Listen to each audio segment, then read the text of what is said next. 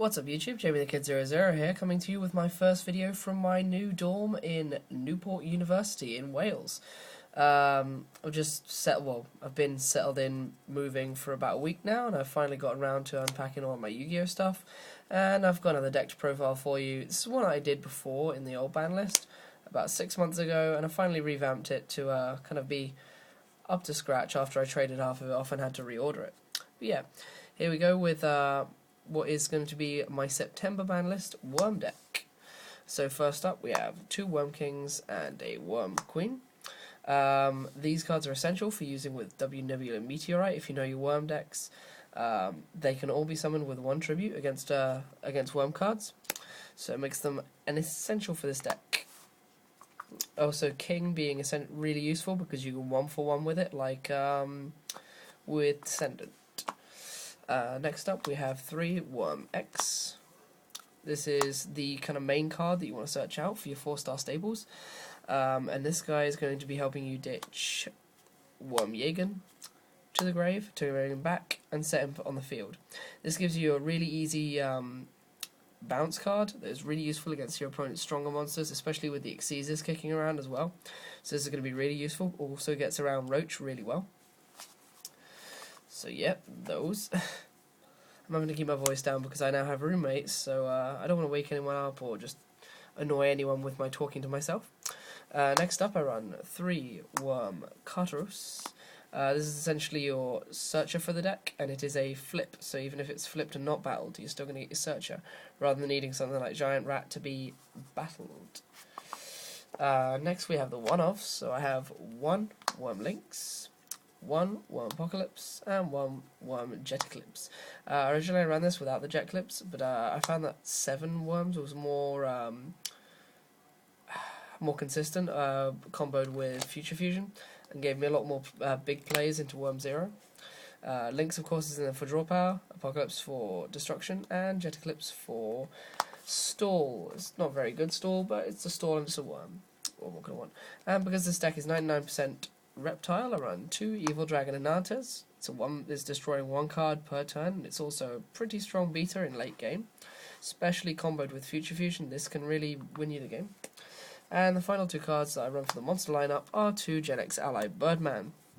Of course, this deck runs an extra deck, and I quite like Birdman for this because you can double summon quite a bit with this deck, so it's really useful.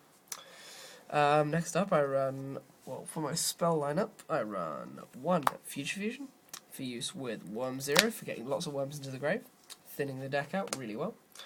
I run 3 Heat Waves because this is a majority set deck, and you can set when Heat Wave is played, meaning that your opponent won't be getting a very strong turn out the next turn, so it keeps you on top, especially when you're having a bad turn or when you go into Pot of Duality.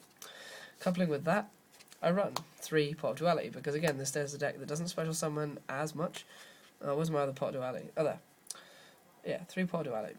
Helps you search and makes this it's a 42 card deck, but I preferred to be able to search for my W Nebula Meteorite cards.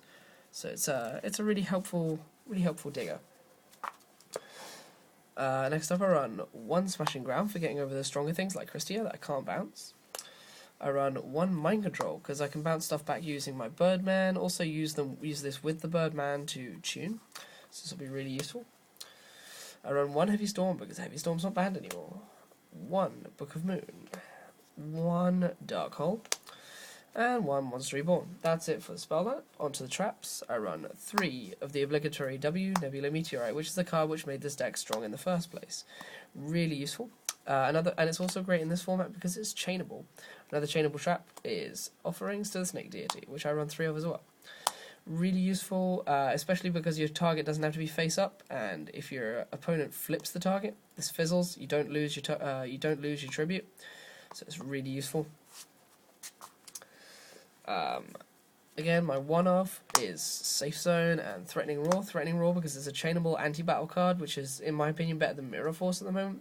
And Safe Zone because if your opponent, it's useful for protecting your own monsters, especially Worm Lynx in this deck. But if your opponent MSTs it, you can equip it to one of their monsters, and then they're destroyed. So it's a really useful choice. I'd recommend it in most decks at the moment.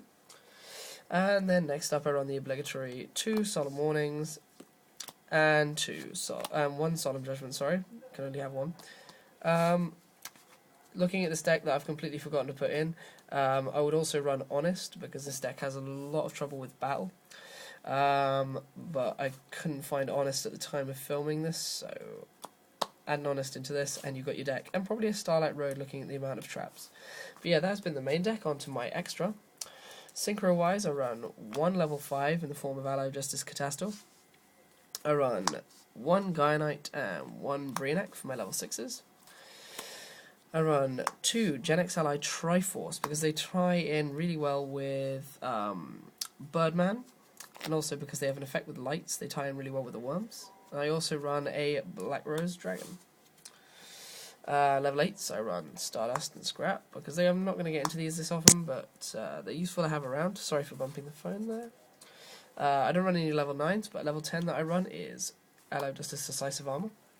Onto the Exceeders, just in case I run the Leviathan and Leviair, just in case I get into them. Leviair being useful because Jagen removes itself from play.